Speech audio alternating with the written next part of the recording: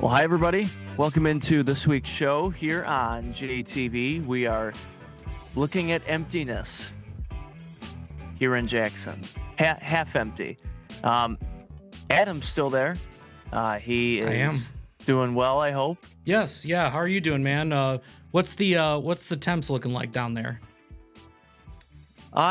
Today so far, not a lot of sun, but weather's still good. I think Nice. it's high of low 80s today, maybe 81 too. I heard it's Nice. actually pretty warm still in Michigan. Yeah, it's not bad right now. I got up and it was a little bit chillier, but it's warming up. I think the high was like something crazy today.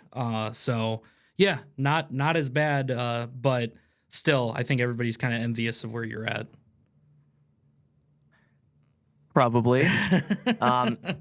But I will say it's unusual for us to get this high of temperatures in March, let alone the tornadoes that happened Friday, which I do want to start crazy. off I know today's show with. So there were 4 different tornadoes in Michigan that touched down in different places. Of course, the biggest one being Union City. That's where this picture's from, 517 drone and video. And just watching that, just the updates on it on Fox Weather and then, local sources and seeing the updates on it. Today, they are just now opening up the roads in Union City Wow. and letting people back to their homes. So Union City, Tecumseh, Three Rivers, and Edwardsburg all affected by it. I know we didn't end up getting anything touched down in Jackson, but we certainly got all the downpour rain from it, leaving Napoleon on Friday, Yes, we which did. we'll get to the game in a minute. But just Union City, of course, being in the Big 8, we we're somewhat in our coverage area with Union City. We see them a lot, against Concord and Springport, whoever else. So just thoughts with everybody in Union City. So I know they obviously won't have school for however long it might be, and just sad. So really unusual, though, to have this kind of weather, and let alone have a tornado in Michigan at all, especially in March. So I know we certainly felt the downpour rain on Friday. Yeah, 100% we did. And yeah, it was all coming back from Napoleon, that was a great game, and we were tearing down and we thought we were going to be all in the clear. It looked like it rained a little bit and it was sprinkling a little bit, and then just as we got to the important stuff to bring outside, that downpour happened, and that's when you showed us that footage and we couldn't believe it. So yeah, we're definitely thinking about everybody out there. And the game at Napoleon, the big one, that's where we start off today's show. So also thank you to the Insurance Circle agency before we do that. So myinsurancecircle.com.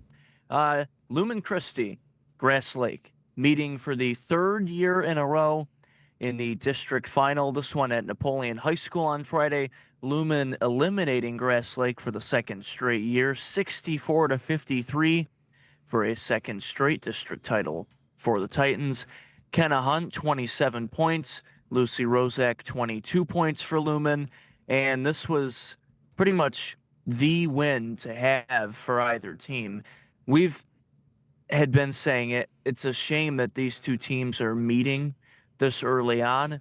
They just happen to be meeting this early on because they're so close together, geography. So, but with it being number 1 and number 2 in all of Division III, we knew that whoever was going to win that game was going to be the favorite on paper the rest of the tournament. And so now with Lumen winning, there's still a couple of other good teams that could make a trap game for them in the rest of the way, but Lumen's pretty much the favorite the rest of the way now in Division III. So everything at Napoleon went exactly how we expected.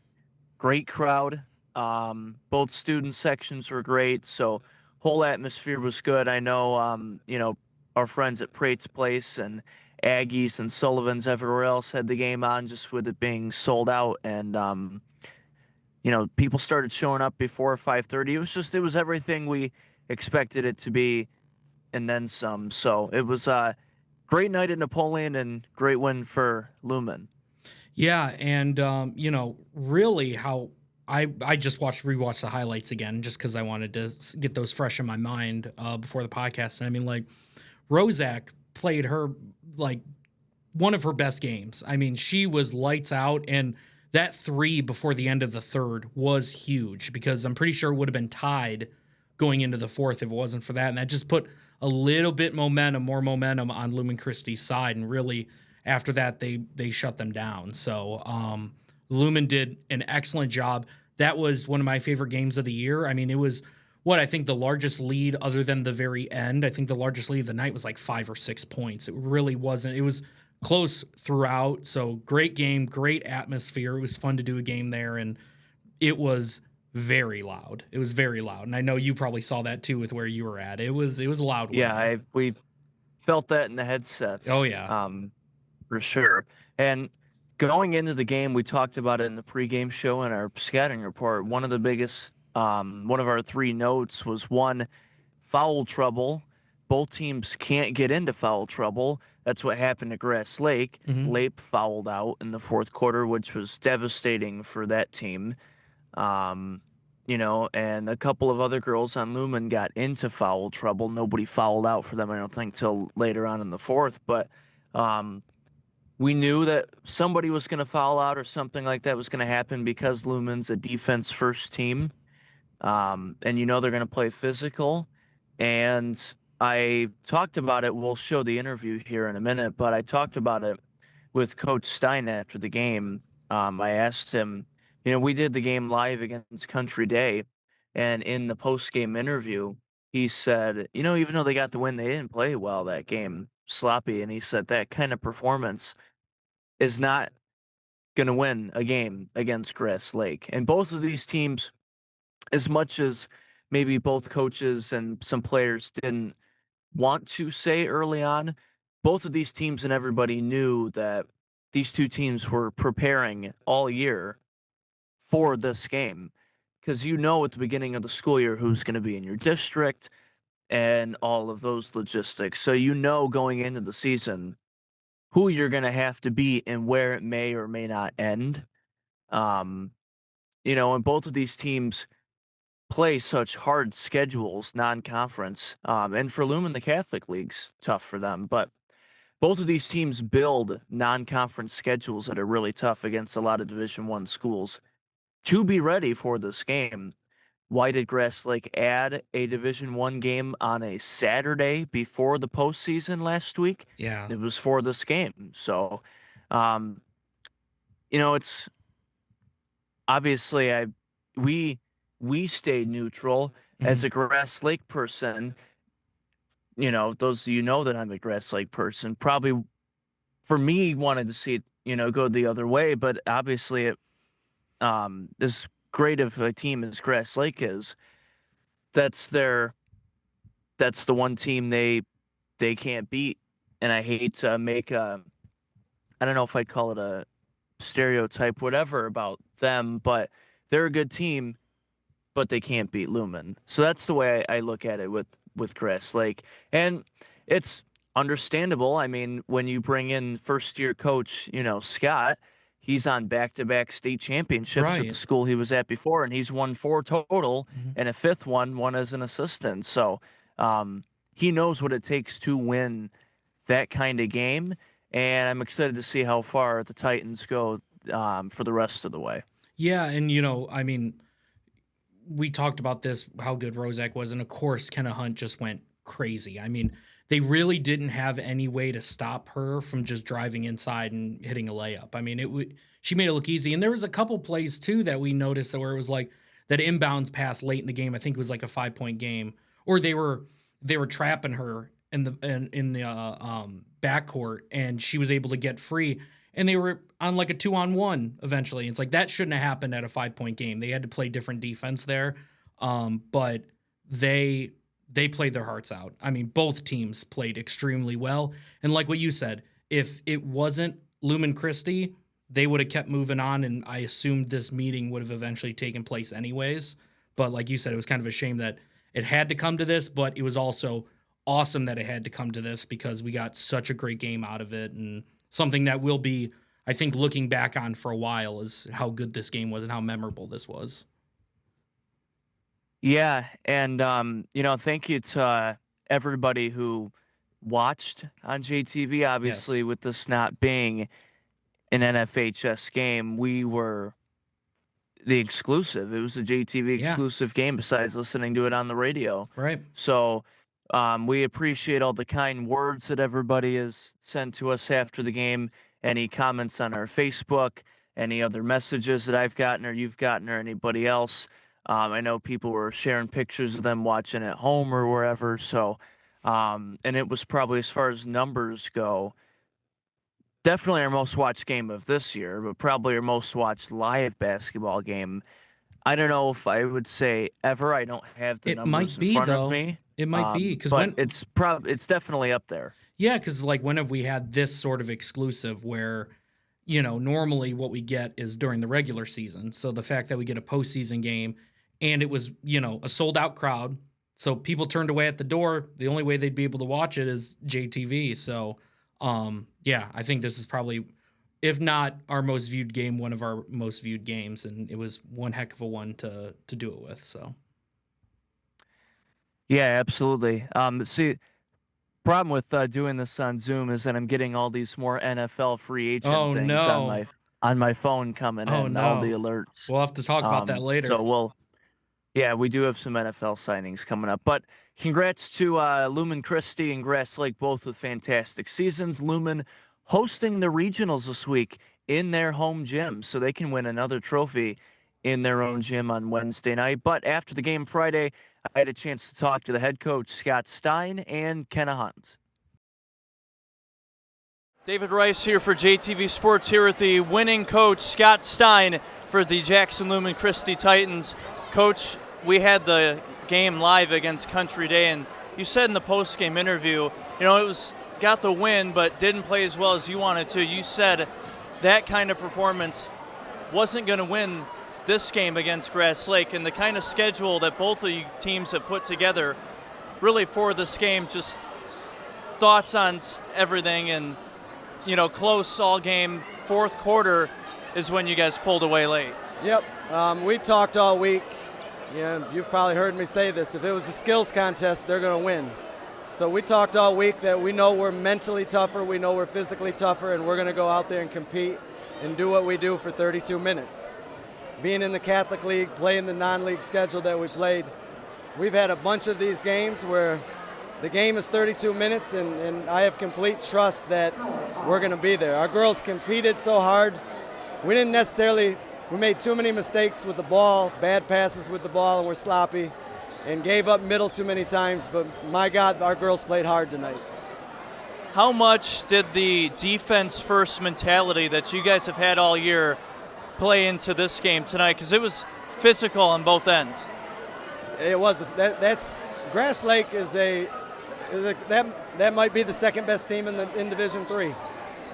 They're a extremely talented team. They're tough. I mean, Reese Lape is a first-team All-State girl. So yeah, they challenged us, and we stuck around and did what we needed to do. Survive and advance. You guys get to host the regionals on your floor too, and the whole team behind you. How much have they meant to you in your first year? Oh, everything. The whole team, the community, the students, everybody has welcomed me. The atmosphere, we talked before the game. When we walked into this gym at 5:45, went into the locker room, I told them then, I've been a part of a lot of special basketball moments, a lot of big games. I don't know that I've ever, this was as special as any moment that I've been in. Although you have won 4 state titles. Yeah, the community that was here today, our student section that was here today, they need to appreciate that. They got a lot of people that are coming, that are alumni, that have been gone, that they're coming back, and they're supporting girls basketball. In Grass Lake too. this is a special night for girls basketball. To have a sold-out gym and to have two teams compete like that, more people need to start watching girls basketball. And one more question, your dynamic duo, Kenna and Lucy, leading the way in scoring again tonight, and 27 points for Kenna. I had the two best players on the floor, and every other girl on our bench does their role. They play their role. Kenna and Lucy are special. I don't think I need to say much more than that. Survive in advance. Congrats, Coach, and we'll see you on your home floor for the regionals next week. Thank you. Here with Kenna Hunt for Jackson Lumen Christi, beating Grass Lake here in the district final. Second year in a row. Physical on both ends, but that's the mentality that you guys have had all year. You're going to be the more physical team, and it's going to be defense first. How much did that play into tonight's game? It played a huge role in tonight's game. We couldn't have done it without each other. I mean, we're a team, we're one unit, and I firmly believe with this team we can do like anything we want to put our minds to. 27 points for you and 22 for Lucy, but really this all-around contribution, especially in that second half. Let's talk about just the team effort down the stretch. Right. Me and Lucy aren't getting our points without our teammates. Our teammates, we're one team. Everything we do is as one unit, as I said. And I love my team so much. The coaching, my teammates, everything, on and off the court. It's just amazing to be around this environment. It's really awesome, really. The whole student section behind you guys as well in that environment. How much does that support just mean to you guys? It means so much. I mean, you're not going to get a school like Lumen Christi. We're one big family here, and I mean, without them here, this wouldn't have been what it was today. I love my friends. I love my classmates. I love everyone at Lumen Christi. This environment is awesome, really. Well, survive in advance, and you guys get the regionals on your home floor next week. So congratulations, and we'll follow you guys the rest of the way. Thank you. So congrats to Coach Stein and Kenna Hunt and everybody else. Actually, I won't put it on here, but I'll have to send it to you, Adam. Mm-hmm. But our friend Cedric and some of his friends that were at the game shooting photos got a really cool shot of me interviewing Coach after the game. Nice. And Kenna Hunt, I'll have to send it to you during the break. But sure. Thank you to them. And so, yeah, just again, thank you to everybody for all the kind words on the game. And I hope I want to leave this game on this note that we normally don't do postseason games like you said. It's usually NFHS. And I know in the past we have not said very nice things about NFHS and MHSAA. That's not a secret for anyone that's watched JTV. But also, we do have to give a thank you to John Ross and the MHSAA and the broadcast team there. And they knew too. Napoleon's not with the NFHS. It's a small gym. More people are going to be watching.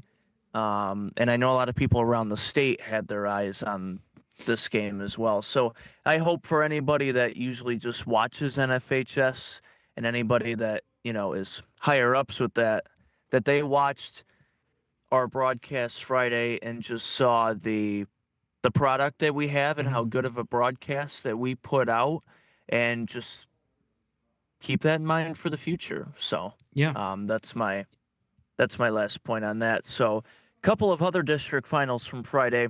Another battle between two Jackson County teams. Western beating Michigan Center. Second district title in the last 3 years for Western and head coach Jeff Beckman. Michigan Center has now lost in the district final 2 years in a row, and Western will play Chelsea tonight, Monday, in the regional semifinal that is at Tecumseh in Division II. Tecumseh is the defending state champion in Division II, and if they beat Hazlitt in the other semifinal tonight, they will play in the regional final on Wednesday. That's going to be a really good game with Tecumseh and Hazlitt. I would say whoever wins that game is probably the favorite over Western. Western's already played Hazlitt this year, and Hazlitt beat them by almost 25. So if that's any indicator as to what might happen on Wednesday. So another great season, though, for Coach View and Michigan Center. And Western and Coach Beckman keeping it rolling for them. Survive in advance, play another week. Concord also winning their third straight district title. They beat the host Athens in Division 4. Concord, of course, made it to the Final Four at the Breslin Center last year. One of the favorites to make it back there again this year. They are 22-2 now after their district final win on Friday, and they will play Mendon in the regional semifinals. So regional semis are on Monday tonight, and then the finals are on Wednesday, and then next week will be the quarterfinals and state championships for girls. Columbia Central also won their district. They beat Blissfield. Columbia is playing Lumen in the semi, and then Homer, another Cascades Conference team, they won a district as well. They're playing in the second semi against Monroe St. Mary's. So we could see 2 Jackson County teams in the regional final on Wednesday, and then the winner will play in the state quarterfinal next Tuesday, the 17th. So high school boys basketball, one team left. Springport fell in the regional final on Thursday to Flint New Standard, who beat Lumen Christi, but Concord making a run last year to the regional final for boys. Girls made it to the Final Four, and Concord beating Summerfield on Thursday. I don't know if I'd call it a problem, whatever, but the thing with being in Division 4 for Concord, and I think we've talked about it before, is that they always have good athletes at Concord, but because their enrollment has been down for a while, they have to play in Division 4, and that gives Concord an advantage. So that's why you saw the girls make it to the Final Four last year, part of why, and then the boys making it to the regional final. And then also with being in Division 4, you're going to play against teams that in towns you've probably never heard of before. Playing Petersburg, Summerfield, unless if you live like in Adrian, Lenawee, or Toledo area, more that way in Michigan, you probably never heard of Summerfield in your life. And like last year, Concord girls played Ewan Trout Creek in the semifinal. They're way up in the UP, and nobody's ever heard of them either. So, but Concord, they only had an 8-point lead after the first quarter in that game Thursday. But after that, they pretty much took care of business. They lost in the regional final last year, finally got revenge and won it this year. First regional title for the Concord boys since 1990. So Jed Smith, 25 points for Concord. 15 points of those for him was in the first quarter, and he made 5 3-pointers in that game. What a game. He was red hot. Yeah, what a game. I know. Then Darrell Dean, 11 points. Connor Stevens with 10 points and 15 rebounds. So a double-double for him as well. So Concord will play Colon in the state quarterfinal tomorrow, Tuesday, at Portage Northern. And I got a chance to talk to the head coach of the Yellow Jackets after the game, Marcus Gill. David Rice here for JTV Sports, here with the winning coach from the host, Concord Yellow Jackets, Marcus Gill. Coach, first, single-digit lead a couple of times in that second half, but you were just still able to retain the lead and then pull away late in the second half. First, just your overall thoughts on how you guys were able to keep the lead for pretty much 90% of the game. I mean, I just asked our guys before the game. We wrote Concord basketball on the board. I said, what does this mean? What is our identity? And they said, defense. We built on defense, and we truly believe that defense wins championships, So we just, no matter what happened in the game, it's going to be ups and downs. We just wanted to try to guard every possession. That team's well coached over there, and they run a lot of very good sets and backdoor sets. So we just wanted to try to speed them up, not let them get in that action and make them play basketball, and give them nothing easy. And our guys really guarded today. He started out hot, ended with 25 points. Talk about Jet Smith. What a game for him. I mean, if you've been keeping up with him the last month of the season, he's wired to score. He scored 1,000 points. He had 31 in the senior night against 1,000. He went and got 35. He had 36 3/4 in the district finals. The dude can play. And some small colleges, they need to be in this gym all over him because he can play. After losing in the playoffs to Lenawee Christian last year, you guys knew you could come back here. So how does it feel to get that regional trophy in your gym tonight? I mean, that was the whole purpose of asking our athletic director. Our athletic director is great. Made sure we host it because we knew we would be back in this game and we wanted to finish it off. And to finish it off in front of our home crowd is special. We haven't won a regional championship since 1990. So this is super special, but we're not done yet, man. We set a goal to win a state championship. We never talked about getting to the Breslin, never just talked about winning a regional championship. Our goal is to win a state championship.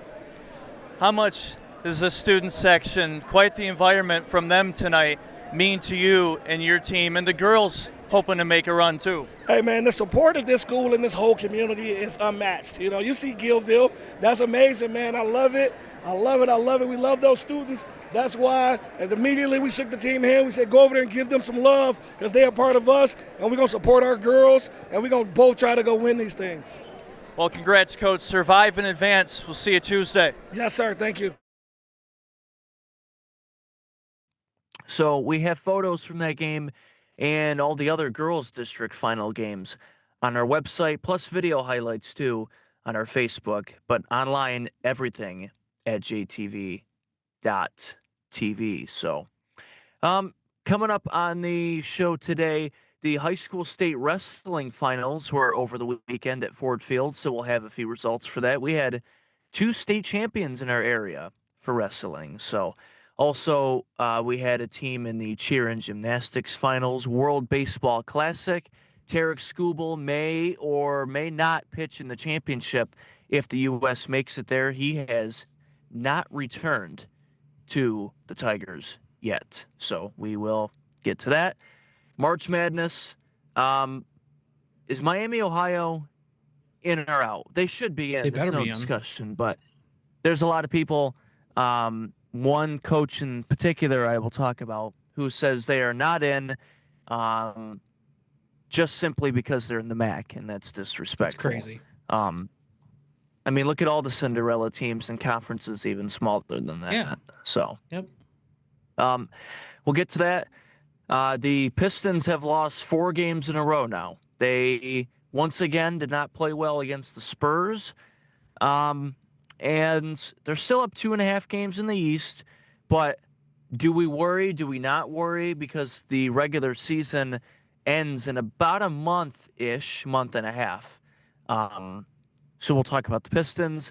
And then all the NFL signings happening today. Tua turned the ball over is not with Miami anymore. They got our boy Malik Willis, so that's a much better option for them.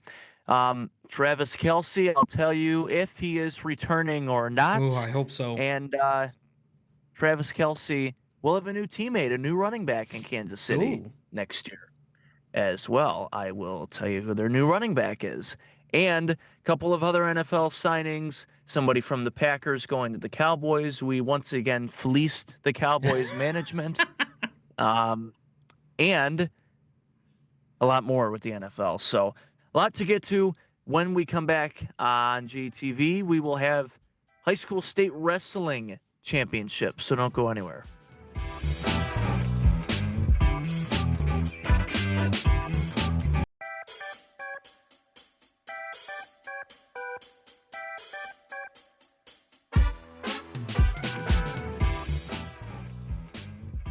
Welcome back here on JTV. Thank you to the Insurance Circle agency, myinsuranccircle.com, West Michigan's family-driven insurance solution provider. High school state wrestling finals happened over the weekend at Ford Field in Detroit. We had 9 wrestlers in our area who finished in the top 10 in their weight classes. So congratulations to all of them. Want to shout out a couple of names specifically. Columbia Central Dylan Boone finished 2nd in the state, 285 class in Division III. Both Carson and Brady Warner of Napoleon both finished 2nd in their weight classes in Division III. Hanover Horton, A.J. Fielder finished 3rd in the 138 weight class in Division IV. And if you thought he was a really good football player, he gets it part of from his wrestling too. Austin Hochter from Hanover Horton, state champion in the 215 weight class for the Comets. So congratulations to all of our state finalists in wrestling. Also wanted to note Hanover Horton second place in the high school cheer state finals, and Western finished sixth in gymnastics. World Baseball Classic continues. 8 countries undefeated going into today, Monday afternoon. The U.S. playing Mexico Monday night. They play Italy Tuesday night, and the U.S. is 3-0 right now. Tarek Skubal may or may not pitch in the championship game. He is not back with the Tigers yet, back to spring training. So I haven't watched, I'll admit, I haven't watched much of it. So you may have to fill me in here on what's been happening with it. I know obviously the U.S. and some other countries are doing well so far. Yeah, it's the U.S. has looked awesome. Of course, what you would expect. Tarek Skubal, first batter in that game, gave up a home run.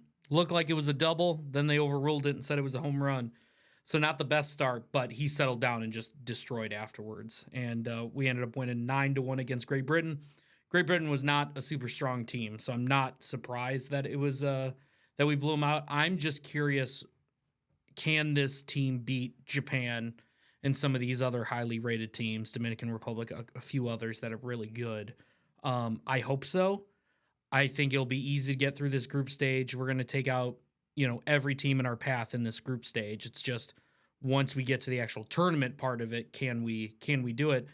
Because, last time it was close. Last time it came down to one pitch, and it was Mike Trout versus Ohtani. It was just unbelievable to watch that. So I hope we get something like that again. But I enjoy the World Baseball Classic. I was talking with somebody the other day about, he was saying that maybe this should be more in the middle of the season. I personally like it right now because I want to watch competitive baseball, but it's spring training. It's really tough to be able to do that. But with this, you can. Right. I don't know why, if you're a baseball fan, why would you not want it before the regular season starts? You don't do it in the middle because you already have kind of a long break with the All-Star break. You don't want 2 long breaks.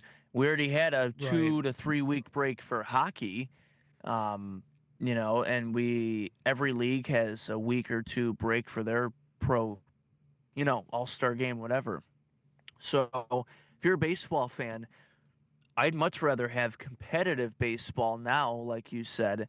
And then once that's done, you only have another week of spring training, week and a half, and then we're right into the regular season where it's actually competitive. That's what I'm excited for. I mean, I can see it the other way too. You would hope that maybe halfway through the season, more players are going to potentially play just because they've already had half of a season to get ready.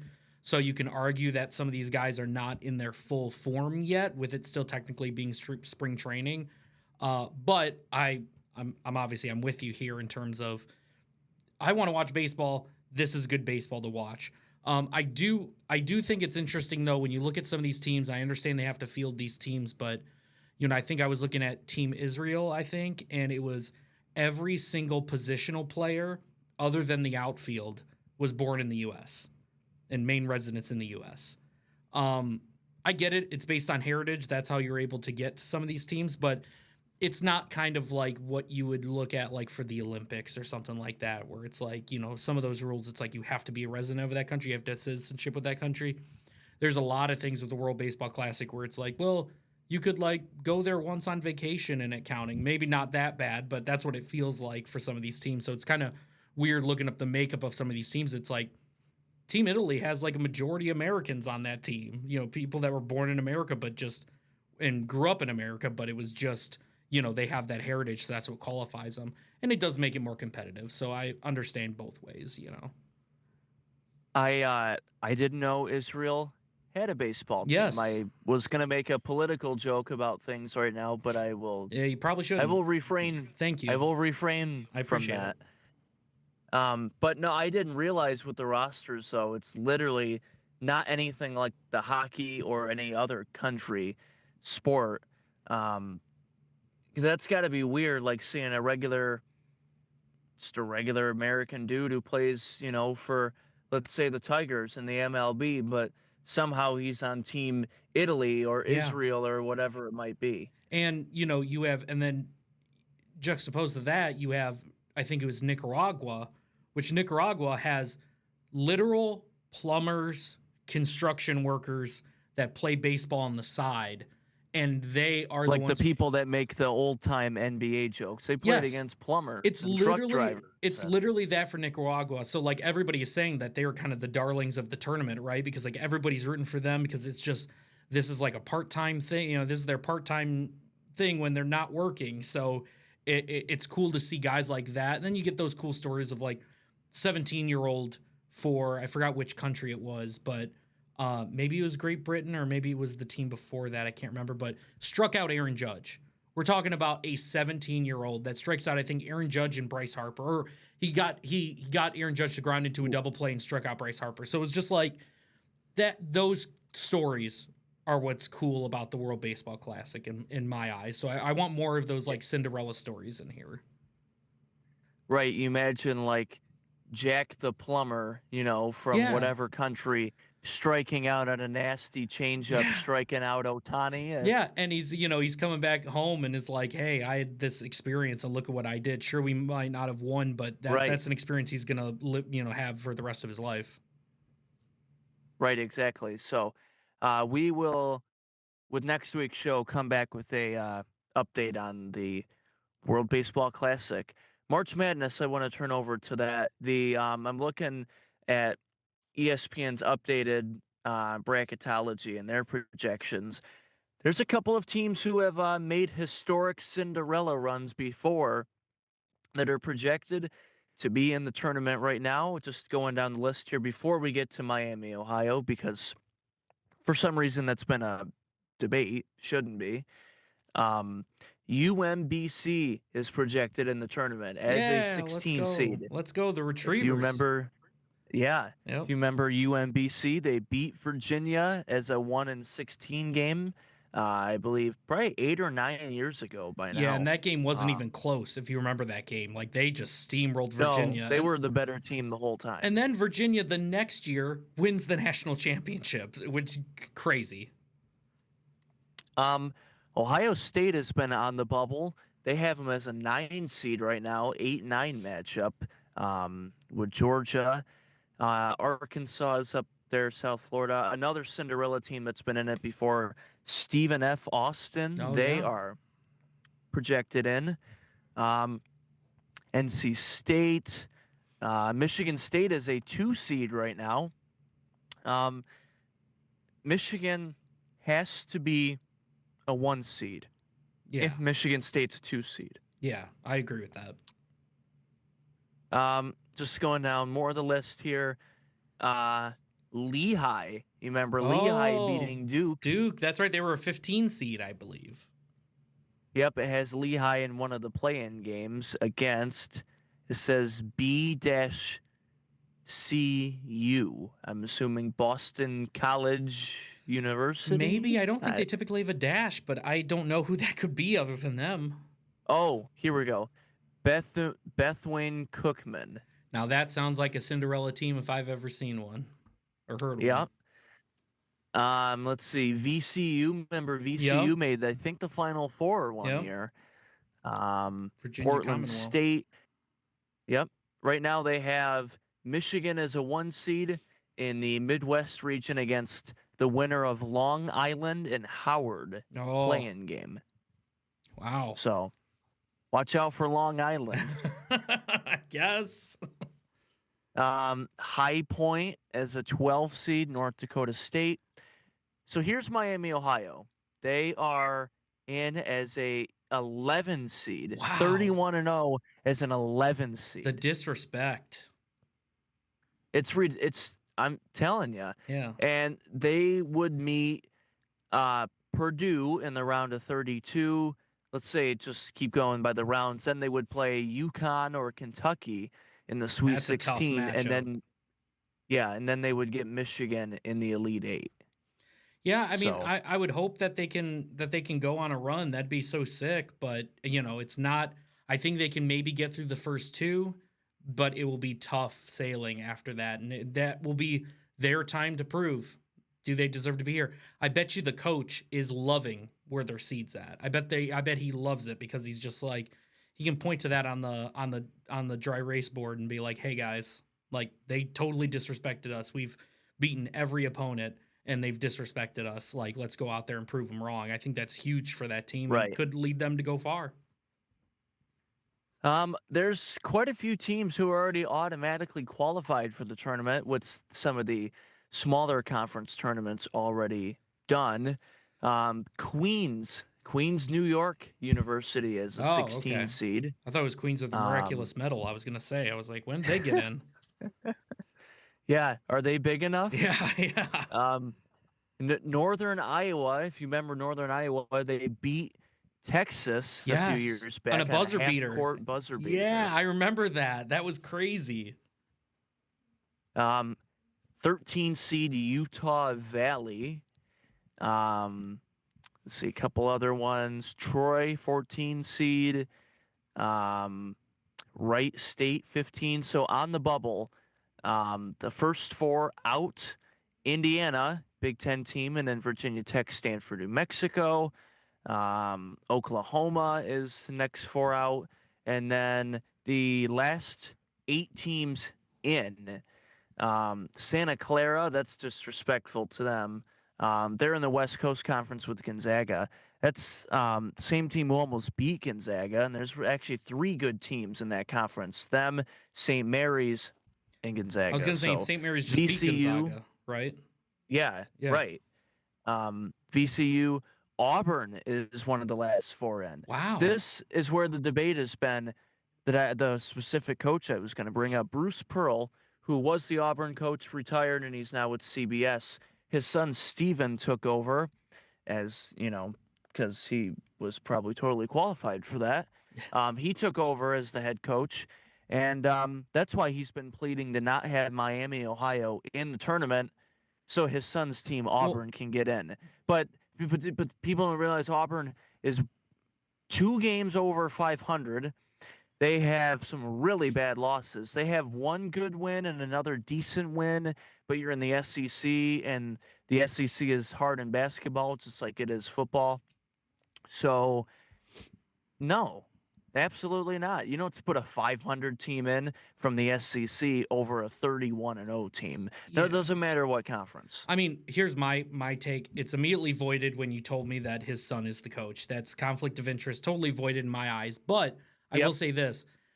If they're so big on that, then take out one of these teams like a Queens or a High Point or any of those teams that, Well, they're both automatically qualified for their conference. Okay, I see. But still, take a team that maybe isn't the undefeated team and point to them and be like, they shouldn't be in there.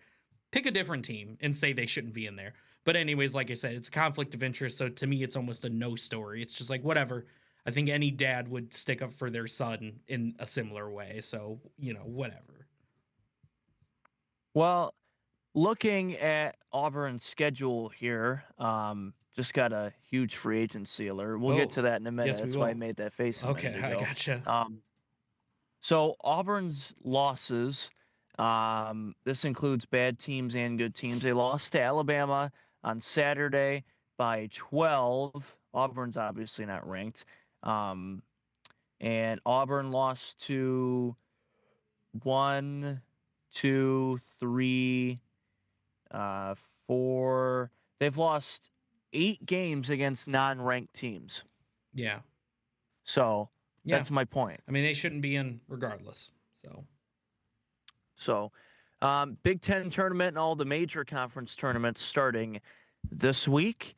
And the women's conference tournaments happened this past weekend, wrapping up. And so the women's tournament for March Madness will be beginning, I think, later this week. And we'll have to follow Colorado State and Lexi Vargasser. Yes.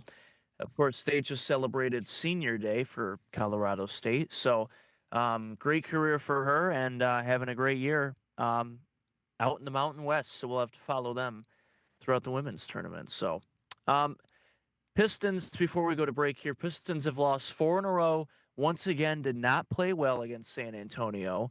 They're still up by 2.5 games in the East. But is there a time to be concerned now? they still have, 20 games left or so, 15 to 20.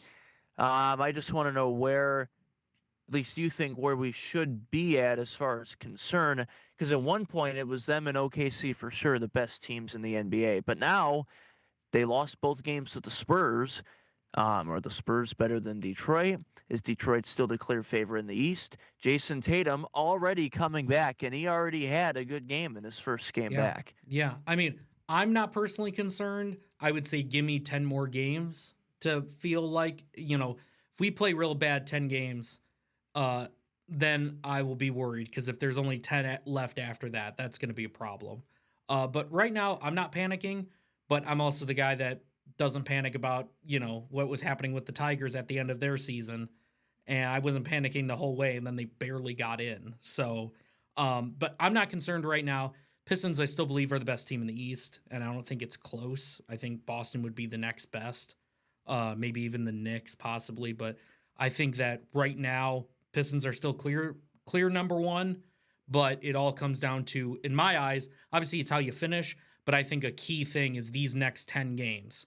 Once you get past these next 10 games, if they start to look good again and play really good defense, then I'm very encouraged for the last 10 and then, of course, the postseason. Well, and with these last 4 losses, the first 2 losses were against good teams. Cleveland, they lost by 4. Yeah. And then they lost to San Antonio. But then after that, these last 2 losses, the Nets are awful. Them and the Wizards are the 2 worst teams. And by the way, the Pistons had a 16-point lead in that game and blew it and lost to the Nets. And then they lost to Miami by 11. They're playing-ish. They're okay, but still not a game to lose. But the next 10 games, like you said, actually the next game is tomorrow, Tuesday night. They play the Nets again. So Yeah, got to get that win. Well, I will say this real quick is that, last year we were talking about, can we make it to the playoffs? Now we're the number 1 seed by 2.5 games of 20 games left. Like, we are in and such now a better it's can we spot. make the finals? Yes, exactly. It's in my eyes, it's just like we got to win a playoff series. That's number 1. And if we can get to the conference finals, I think we can win the conference finals. And the NBA finals, anything can happen. If it is going to be us against OKC, it's a very tough series. But if we can get to the conference finals, that would be a goal in my eyes. Let's just get there. Let's face Boston or New York, whoever it's going to be, and see what happens. No matter what, it'll be an awesome series. And I'm very excited. Just like I'm excited for NHL playoffs to start, I'm super excited for NBA playoffs. I feel like we're going to see maybe the Pistons hit a second gear, pun intended. Yeah. The Red Wings got a nice win against New Jersey last night. I watched that on ESPN after I got off the plane, got to the house, and watched the rest of the Red Wings game. They played well. Yeah, and they're only 3 points back of second place right now, and then that would be 2 points. Buffalo's 2 points ahead of Tampa Bay, so it's right in there. It's close. So I'm really hoping we can see have a really nice April in the D, because it'll be the first time in a long time that we have 2 playoff teams and the Tigers playing at the same time. Real quick, I want to share the Pistons schedule for the next 2 weeks, because we were just talking about like the next 10 games and then, how we approach it. So Nets on Tuesday, Sixers on Prime Video this Thursday, Memphis, Toronto. Toronto's been a surprising team. They're young and they're scrappy. They're good. Back-to-back against the Wizards. The Wizards are terrible, but we just lost to the Nets. So, and then next Friday, the 20th, they're on NBA TV against the Warriors, which we don't know when Steph Curry's going to be back. Obviously, Jimmy's out for the year.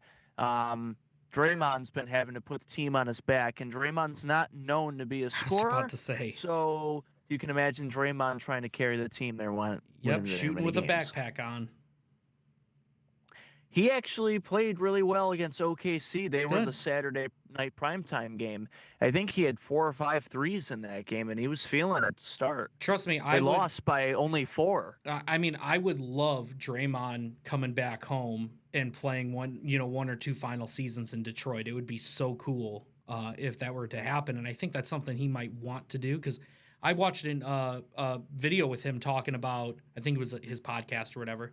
He was talking about how, like, the Pistons are still his favorite team to watch outside of, his own team. And he said he still roots for them. And I think that thing kind of tells me, like, hey, it's possible. And I think he would so fit our team. And I was just gonna say it'd be the perfect fit. The kind of game that Draymond plays, he's physical, he's scrappy, he's like a true, being from Saginaw, he's the true Detroit, Yeah. Kind of gritty player. So it would be perfect for him to play for the Pistons, because I don't think the Warriors they're not title contenders. They're not going to win another title. Their dynasty is over. These TV networks still think they have a chance to be one. That's why they're on primetime all the time. They shouldn't be. They get the views. I don't know why. Brandon Pajensky and Draymond are their two best players. Yeah. Barkley made that point last week when the Lakers were on against the Knicks. He's like, I can't wait to come to work today and watch the Lakers again. So, same thing. Yeah. Oh, yeah. So, all right. When we come back, NFL free agency, Tua turned the ball over. We'll have a new home next year. And they got a new quarterback, Travis Kelce. Will he be returning or not? I will tell you after the break.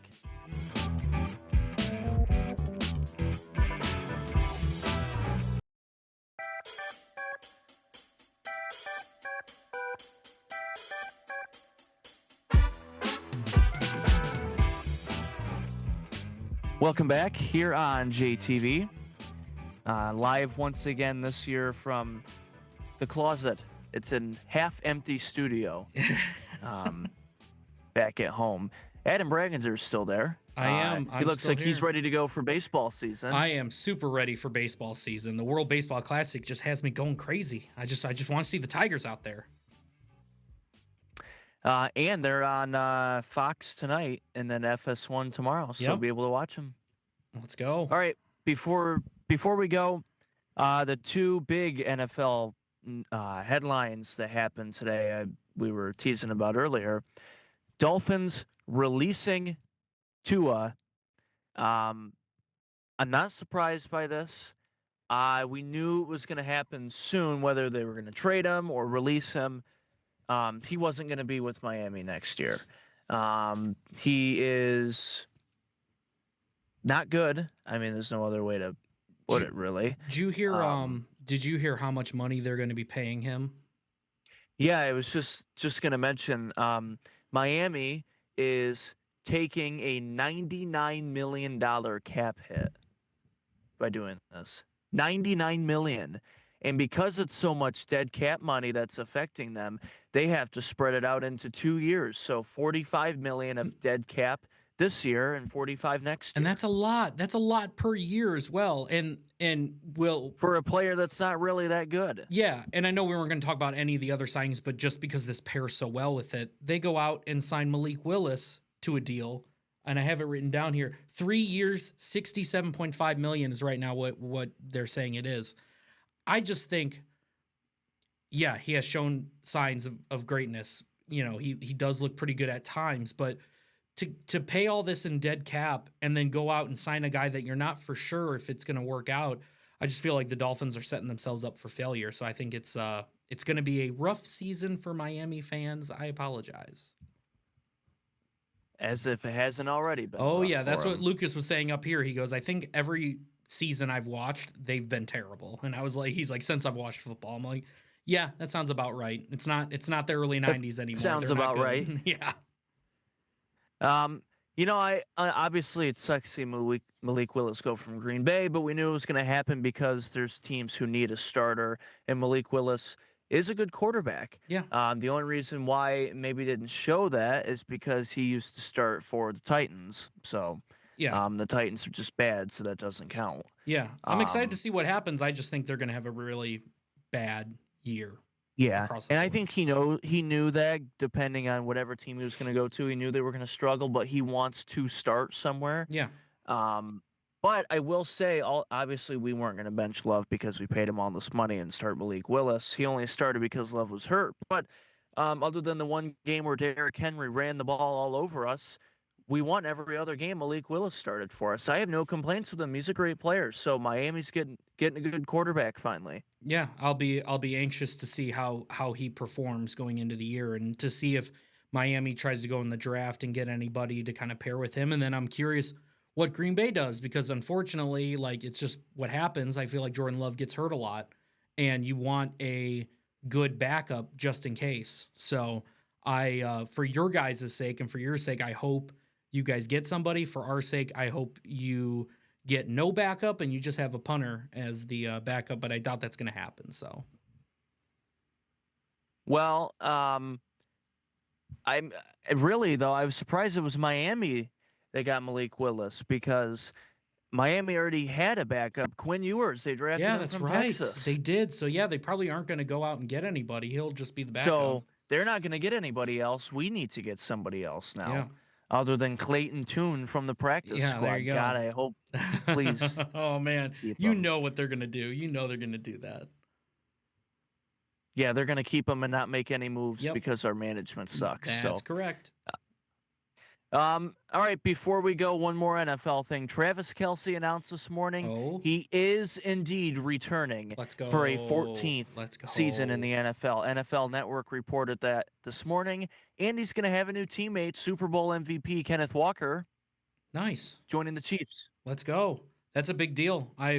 That's kind of been the chatter around the office, has been that since that came across everybody's notifications. But yeah, I think it'll be fun to see a really good running back there, because Isaiah Pacheco looked good for a little period of time, but Casey has never really had that reliable big time play, big play running back, and they have it with him. So I think too, maybe what some of the decision is like, hey, are we going to have to change up our game a little bit? Because if Mahomes isn't ready for the start of the year, we need to have some sort of rushing attack. So that's going to help them out a lot, like they need the help. But it will help them a lot, and I'm not surprised that after the season they went out and made a big move. Yeah, and I'm not surprised they did that. And I really don't know if I should be surprised by Kelce coming back or not, because we talked about it. It's either you come back and you don't know when Mahomes is going to be ready to come back. It's not for sure he's going to be back week 1 to start, probably not. So you don't know who your quarterback's going to be week 1, and then you still need a lot of help on the offensive line. So you have a bad O-line with a backup quarterback. Right. So you come back to that, or you retire, and if he does that, that's basically saying to everybody, hey, we're pretty much starting the rebuild now because I'm retiring. Mm-hmm. So it was going to be interesting no matter what happened. Yeah. Yeah, and I forgot who the backup is for Casey, but he's a pretty good backup tight end. I mean, so if they, obviously you can't replace Kelce, but if that ends up happening, I think they're still in pretty good hands. Noah Gray, That's think, at tight end. And then the Chiefs' backup quarterback is Carson Wentz. Yeah. So I will be, which isn't the worst option. Yeah, especially for me, who has Patrick Mahomes in my my dynasty league. I really hope he comes back in time, but if not, I'll have to come up with some backup plans. But I hope he's able to start for their sake and for my fantasy sake. All right, make sure to subscribe to JTV Sports. Of course, we have Concord Boys quarterfinal this week, and then if they win, they'll have the Final Four in East Lansing on Thursday. And then if they make the state championship, that is at 10 a.m. at the Breslin Center Saturday. So if they make it to the state championship, yours truly may or may not make an early return for that. Just saying, it's a state championship game. Oh, man. Don't want to miss it.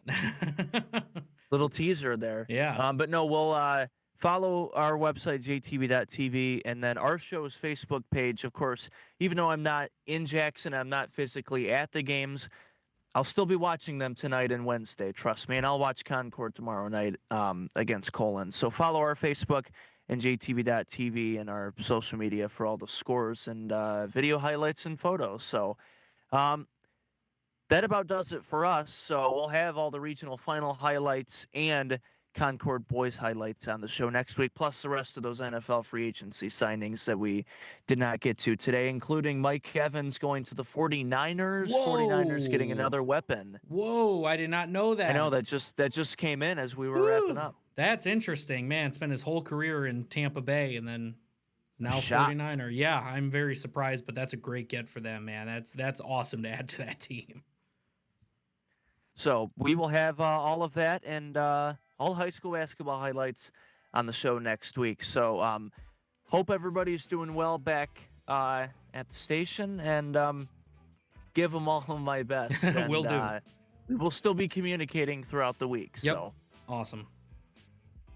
all right. Well, thank you, the Insurance Circle agency. That is Adam Bragginser. I am David Rice, and we will see you next week. Bye-bye.